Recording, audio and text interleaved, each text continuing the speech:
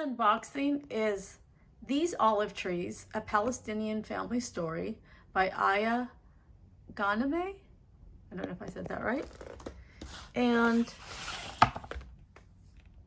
this is a story set in 1967 in Nablus, Palestine.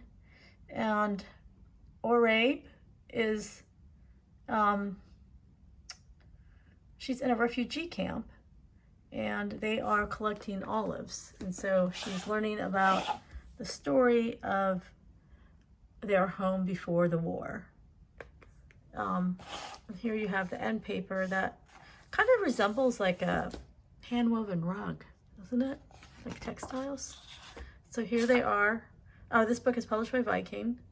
It's an imprint of, or not an imprint, like Viking, is that part of Penguin Random House? I think it is. I don't know. I get confused. So many mergers.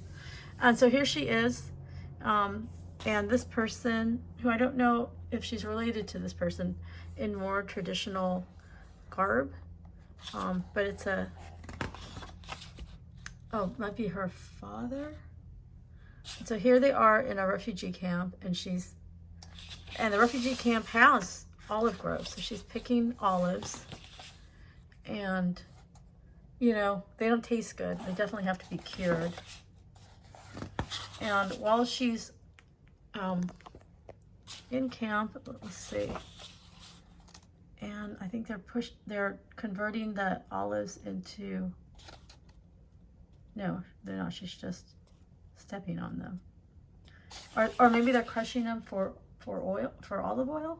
And so she's telling her the story about their home before war, which was in a village called El Tira by the coast of Palestine, and where there were olive trees for hundreds of years. But they had to leave because of the war. But of course they couldn't take their olive trees with them. And here they are in a refugee camp near the city of Nablus. I'm not sure where that is. And this refugee camp isn't even safe because the war has continued and is, you know, shifting its borders. And now they have to find sanctuary someplace else. And again, they're going to have to leave the olive trees behind, those olive trees that they planted that take so long to grow before it bears fruit. But she's going to take the seeds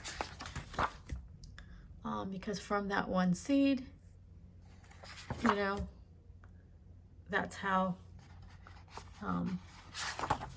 you know, that's how she's going to kind of continue her culture.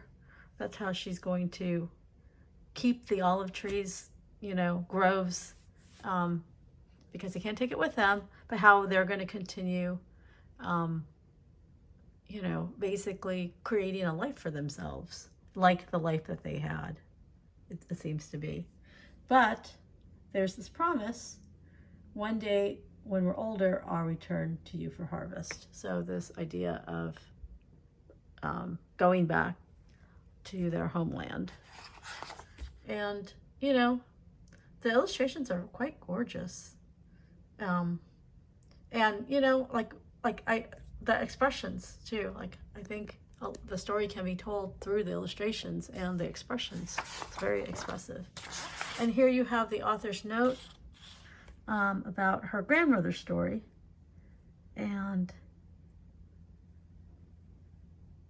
I think, was it in Haifa? So anyway, it's the story of the Palestinians, her personal story, her family story. So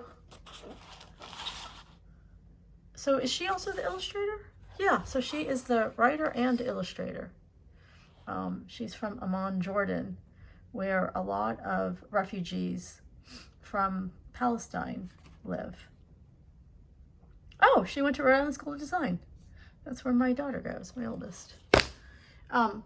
So thank you so much for watching. Thank you to Viking for sending this book. And thank you so much for, you know, opportunity to learn more about the people of Palestine.